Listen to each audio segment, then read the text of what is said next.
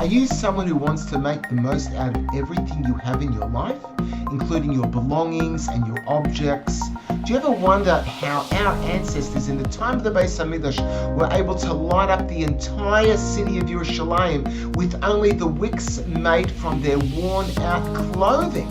Then you don't want to miss this video where we'll share an amazing lesson from the Kohanim. We'll show you how to adopt an attitude of resourcefulness and curiosity to recognize the potential in what you already have and become the best version of yourself by making the most out of your belongings and your objects. So what are you waiting for? Get ready to discover the key to unlocking your full potential. Watch this video now as we delve into the text and find out how to apply it to your life. From the worn-out pants of the Kohanim, Omehem Yonehen and their belts. Mehen Hayu, from them they would, Mafkian, they would tear them up to make them into wicks. Ovehen Hayu Madlikin, and with those wicks, with them, they would light those gigantic candelabras in the Ezras Noshim for the amazing, exciting, big celebration of the Simchas Beis Hamikdosh. There was no court in Yerushalayim that did not shine from the light of Beis Hamikdosh, from the rejoicing of the water drawing in Yerushalayim. Looking now at the Batanora. From the worn out pants of the Kohanim. From the pants of the Kohanim that were worn out. And their belts that were old, they were worn out. Targum Avnei Hemyona. The Targum, the translation into Aramaic of Avnei, of a belt, is Hemyona. Hayamafkim. They would tear them up and make them into wicks. Going over the page. Koirim Lasos Pasilos. They would tear them up and make them into wicks. So they tear up these pants as well as these belts into these wicks that they would use. And we said that it was so bright and so powerful that there was no court, no place in Yerushalayim that didn't shine up from these wicks that were used in the lamps in the Ezras Noshim. That there was no place that did not shine.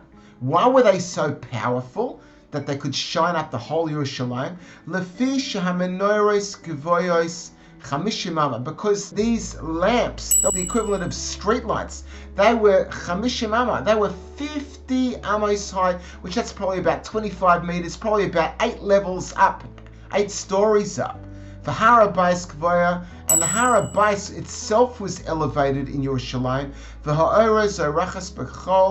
And its light would shine in the whole city of Yerushalayim. Truly amazing. So I just want to have a look at the Temple Institute's pictures there. Really beautiful pictures just to give us an idea of what was going on all those years ago.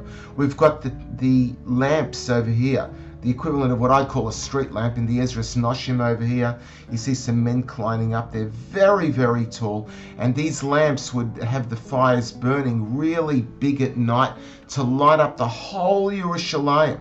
And you've got the people there, the men are downstairs, the women are on the balconies over here that we discussed in the previous Mishnah. And here's another picture as well to show the same idea.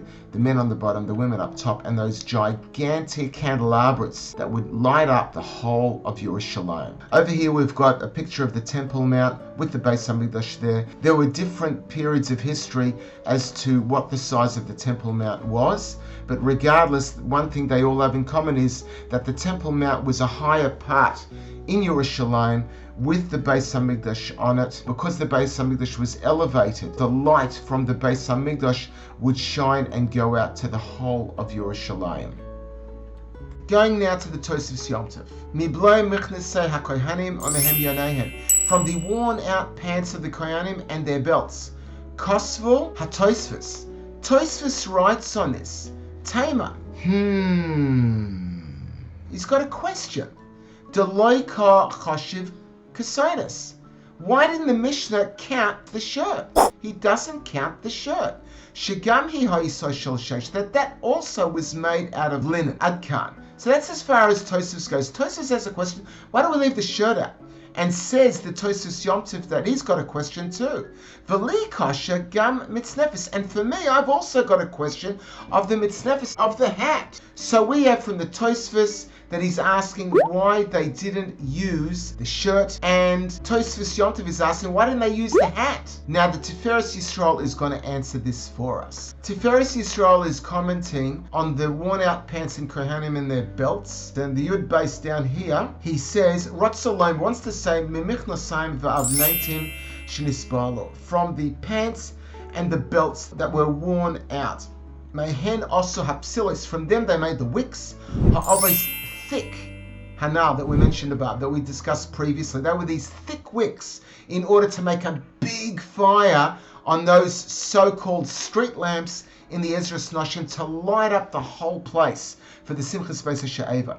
Very nice. And it appears to me, says the Tiferes Yisrael, they're quoting the usual thing that would happen, which is the hanoch darkon lavalis, that the usual thing is that the pants and the belt usually wear out. Beyoisa more miksonis umitznefes, more than the shirt and the hat. So that's why the Mishnah is quoting the normal thing.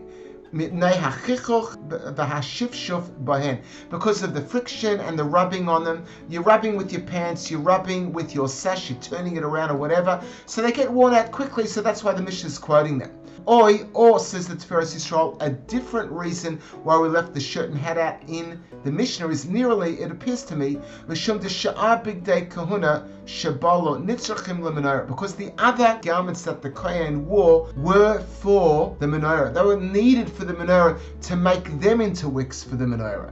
Masha'ain kain michnasayim, different is the pants. And they're covered the menorah. It's not nice to use the pants for the menorah, the candelabra in the Beis Hamikdosh, which was it wasn't a street lamp, it wasn't a wildfire. The fire in the menorah inside the Beis Hamikdosh in the Heichel, it had to be a steady flame. It couldn't be a thick wick.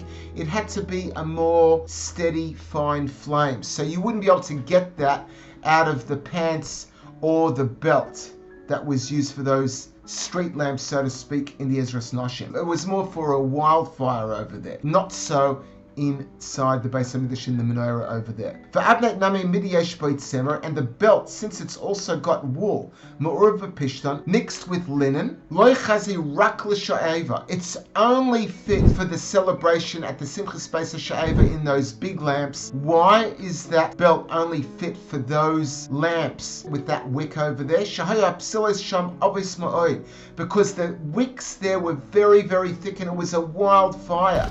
So since it was mixed with linen and wool, it was a much thicker type of a wick, so therefore it was suitable there, not for the menorah.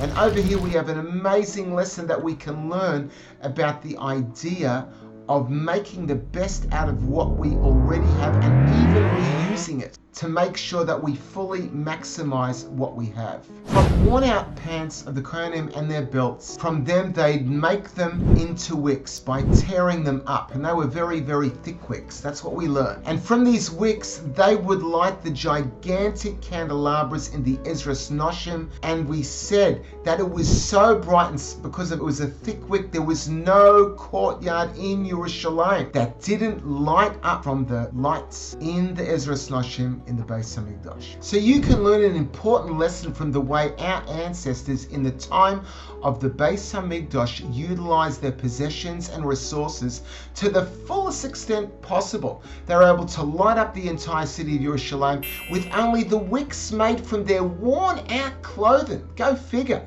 And when the Yidden were traveling in the desert in the Mishkan, they ensured there was no extra space on their wagons. Everything from the Mishkan had to fit exactly. So today we even reuse the lulav after Sukkah by burning it with the chametz on Erev Pesach. If they could reuse and do all those type of things in those days, we can certainly do that today with our resourcefulness and apply it to our own lives. Make the most out of what you have, whether it's your possessions, time or talents, and use them to their fullest potential. Who knows how much you can achieve when you're mindful and resourceful. You can change the world and yourself when you maximize the things you have around you and yourself too.